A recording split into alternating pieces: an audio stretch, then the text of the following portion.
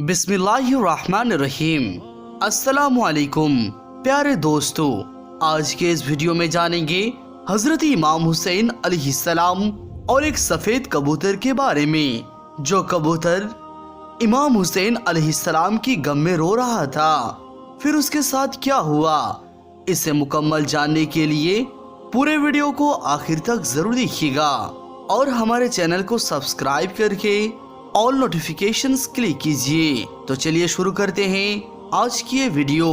दोस्तों, 61 हिजरी 10 मुहर्रम के दिन करबला के मैदान में जब हजरत इमाम हुसैन अलैहिस्सलाम का सर मुबारक तन से जुदा कर दिया गया, जब आपको शहीद कर दिया गया और फौजी यजीद ने रसूलुल्लाह के नवासियों को कैद कर दिया और इमाम हुसैन अलैहिस्सलाम और उनके साथियों को बेगौर कफन करबला के मैदान में छोड़कर कूफा और शाम की तरफ रवाना हो गए, तो यूं रसूलुल्लाह का नवासा जमीन करबला में बेगौर कफन पड़ा रहा। इतने में पूरे आसमान पर अंधेरा छा गया। लोग सोचने लगे कि शायद रात हो चुकी है। आसमान में तारे आपस में टकराने लगे। कहा जाता है उस वक्त आसमान से खून की बारिश हुई थी, यानी कि इमाम हुसैन अलैहिस्सलाम की गम में आसमान भी खून के आंसू रो रहा था।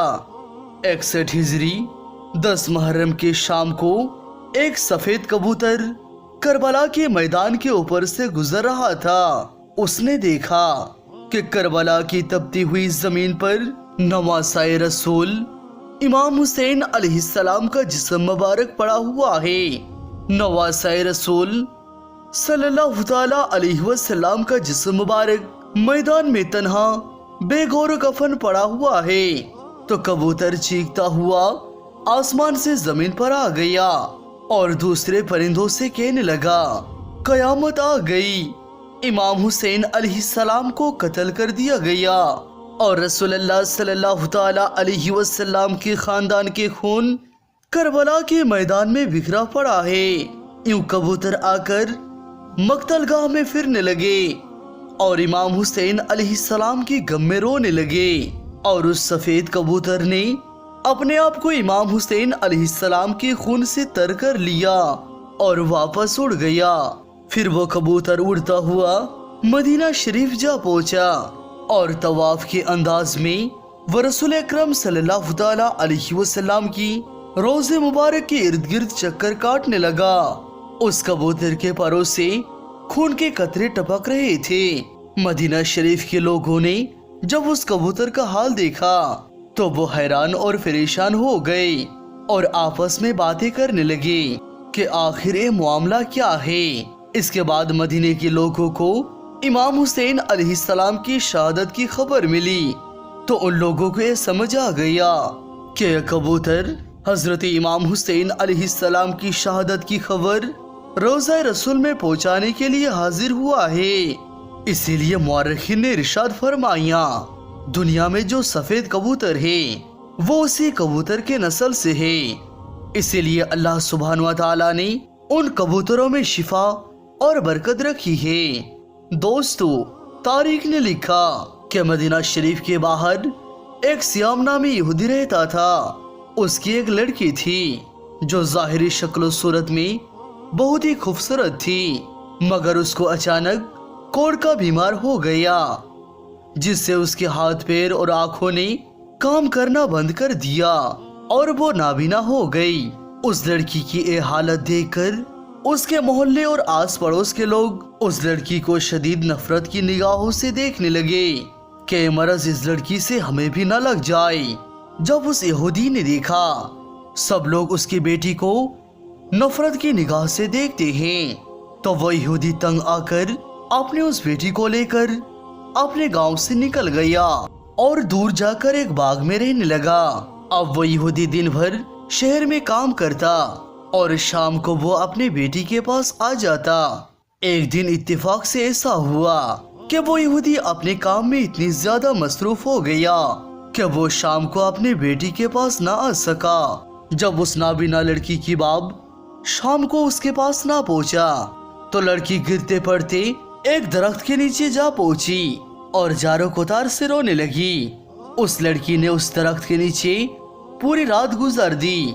जब सुबह हुई तो उस लड़की ने महसूस किया कि उसके करीब ही एक दूसरे दरख्त पर ऊपर परिंदे की चीख भरी आवाज आ रही है। उस आवाज में इतना ज्यादा दर्द था कि वो लड़की अपने आप को रोक नहीं पाई और गिरते पड़ते उस दरख्त के पास पहुंच गई। हालांकि वो लड़की देख नहीं सकती थी, लेकिन फिर भी सर ऊपर करके उस परिंदे को देखने की कोशिश कर रही थी कि इतने में उस कबूतर के पर से खून का एक कतरा उस लड़की के दाईं आंख में जा गिरा। खून का गिरना ही था कि इमाम हुसैन अलैहिस्सलाम की खून की बरकत से उस लड़की आंख सही हो गई, उसकी बीनाई लौट आई और वो लड़की उस आंख से देखने लगी। फिर खून का एक कतरा उसकी बाईं आंख में गिर गया और उस खून की बरकत से उसकी दूसरी आंख भी रोशन हो गई। ये देखकर वो लड़की बहुत ही हैरान हुई और उस दरख्त के ऊपर देखने लगी। उसने देखा खून में लथड़ा हुआ एक सफेद कबूतर बैठा हुआ है। वो लड़की उस कबूतर को देख रही थी। इतने में से खून के कुछ और कतरे उस लड़की के जिस्म पर गिर गए और इमाम हुसैन अलैहिस्सलाम की खून के बरकत से उस लड़की की तमाम बीमारियां खत्म हो गई और वो लड़की ऐसे हो गई जैसे उसे कोई मरज था ही नहीं। अब वो लड़की खुशी खुशी उठी और अपने बाप की तलाश में निकल गई। इतने में वो यहूदी सामने से आता हुआ दिखाई दिया। वो यहूदी उस लड़की के पास आ गया, मगर वो अपने उस बेटी को पहचान ना सका। उस लड़की को अजनबी समझकर पूछने लगा, ए लड़की, तू कौन है और तू इस बाग में क्या कर रही है? मैं अपने बेटी को बाग में छोड़कर गया था, क्या तुझे उसका कोई हाल मालूम है?